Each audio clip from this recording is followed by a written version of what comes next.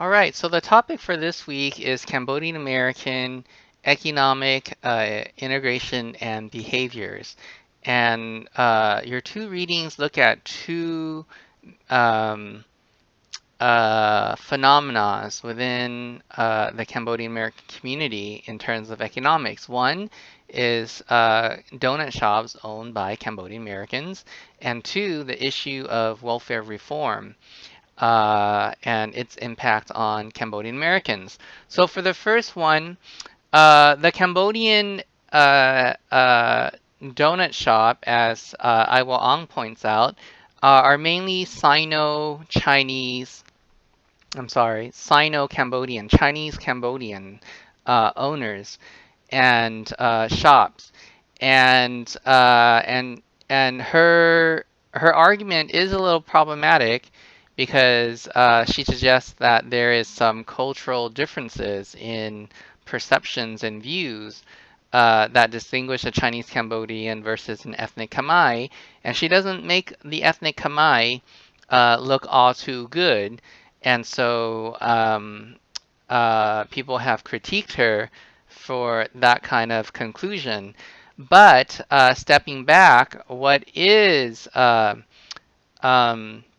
relevant in the article is really her assessment of how Cambodian Americans come to own Cambodian donut shops and the type of inter-ethnic, meaning within the Cambodian American community, exploitation of that process.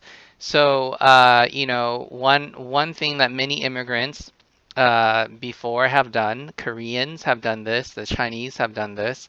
Uh, um, Many Korean immigrants who have limited English proficiency or skills will open a shop, right? Or a restaurant. And Cambodians have gravitated towards the donut shop because there has been successes of people that they know opening up donut shops. And for one to start this, they would go and they would apprentice for no pay. They might even have to pay the donut shop owner that's allowing them to apprentice, and that donut shop owner most likely would be a Chinese Cambodian donut shop owner. And they would learn the skill, and then they would borrow the capital. And the capital they would borrow, they would not go to a bank for this, but they would use the rotating credit system, where a group of people would come together and they would all put in a specific amount of money once a month, and that lump sum of money will go to one person in that group until everyone has gotten their lump sum. And so with that credit, they can open a donut shop. And and because it has been so successful, um, it has it has become a stereotype, much like in the early 1990s or 1990s, the stereotype was of Koreans and liquor stores. Um, Now, one of the key issues that Ong also brings up is really the difference between economic behavior of Khmer and economic behavior of Chinese Vietnamese. And she points out that the Chinese Vietnamese would save their money and reinvest it in their donut shops or open more shops. And she says that Khmer Americans or ethnic Khmer would spend their money so that they can communicate a certain kind of social status with their clothes or cars. And she says that this is why the Chinese Cambodians do well in business and ethnic Khmer Americans do not.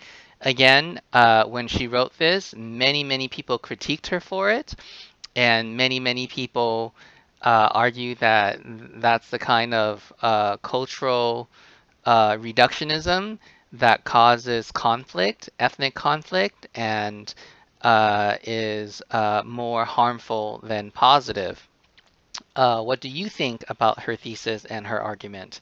Now, the other reading that you had for today that deals with economic behavior is the issue with welfare and welfare reform.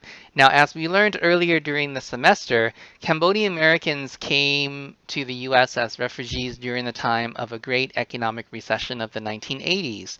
And because of that, they were underfunded and they weren't put into good communities with good housing and good schools. So their kids did not do well, and plus they had the trauma of genocide and of war, and that was all unattended to. And so it caused issues and underachievement in education.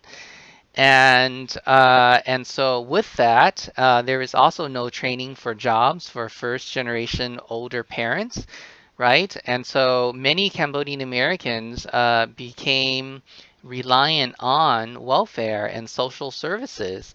And in the 1990s, under President Bill Clinton, there was welfare reform, and that reform was part and parcel. You have to work or at least volunteer in order to get your welfare payments. And Lynn's article shows how harmful that was to Cambodian Americans. And she argues, and many have argued as well, that that type of welfare reform, work for welfare benefit, is a type of policy that controls Cambodian American women and other Cambodian Americans reproductively as well, controlling their reproduction, um, uh, and was overall a harmful policy for Cambodian Americans.